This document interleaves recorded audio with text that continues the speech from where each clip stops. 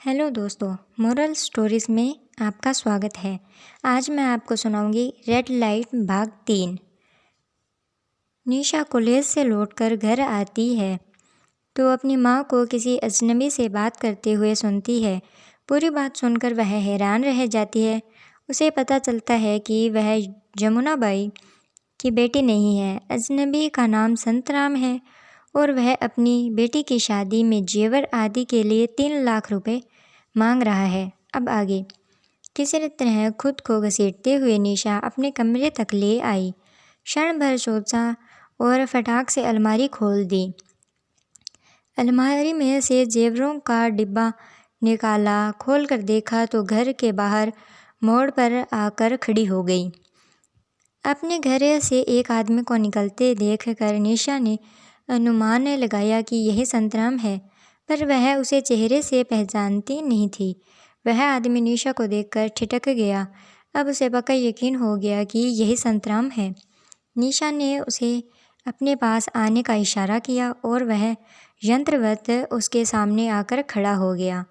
निशा ने गौर से संतराम का चेहरा देखा। उसके चेहरे पर पर्याप्त मात्रा में कुटिलता पसरी हुई थी। घृणा के साथ निशा ने संतराम के चेहरे पर जमी अपनी नज़रें हटा ली और जेवरों का डिब्बा उसके सामने खोल दिए। एक साथ इतना जेवर देखकर संतराम की छोटी आंखों की पुतलियों में बड़ी चमक आ गई। वह ललचाई नज़रों से जेवरों को निहार रहा था। निशा सूक्ष्म निगाहों से उसके चेहरे पर आ जा रहे भावों का निरीक्षण कर रही थी।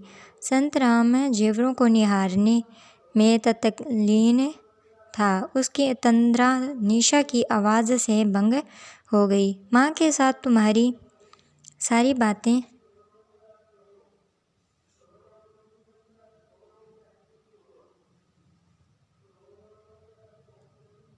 मैंने सुन ली है। यह सारा जेवर तुम्हारा हो सकता है। तुम्हें सिर्फ ये बताना है कि मैं कहाँ की रहने वाली हूँ और मेरे माता पिता कौन हैं। संतराम जेवरों की तरफ हसरत भरी निगाहों से देखते हुए बोला, तुम्हारे माता पिता कौन हैं ये तो मैं नहीं जानता। अलबत्ता जिस जगह से तुम्हें उठाया था उस जगह के बारे में बता सकता हूँ। संतराम की बातें सुनकर निशा की आंखों में चमक सी आ गई। संतराम ने निशा को बताया कि यहाँ से करीब 60 किलोमीटर दूर नवाबगढ़ है। वहाँ एक मिलन चौक है। तुम वहीं बच्चों के साथ खेल रही थी।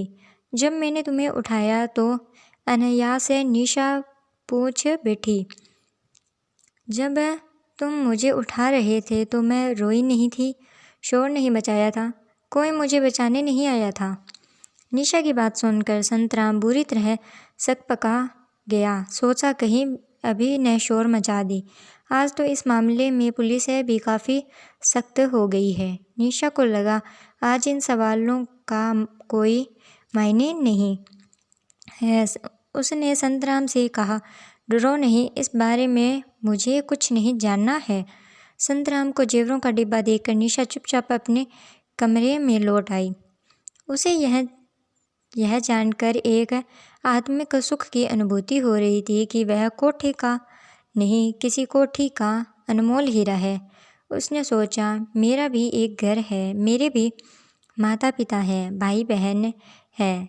मैं भी उसी समाज का हिस्सा हूँ जहाँ के लोग इज्जतदार एवं शरीफ समझे जाते हैं। कैसा होता होगा वो घर, कैसे? ऐसे सैकड़ों सवाल निशा के दिमाग में कौंध गए। वह जल्दी से एक बैग में कुछ ज़रूरी कपड़े भरने लगी। अलमारी में से अपने बचपन की फ्रेम जड़ीत तस्वीर उठाकर देखा और फटाफट रो पड़ी। आपको अगला भाग सुनना हो तो मेरे चैनल को लाइक, शेयर और सब्सक्राइब ज़रूर कीजिएगा। कल सुनाऊंगी अगला भाग। धन्यवाद।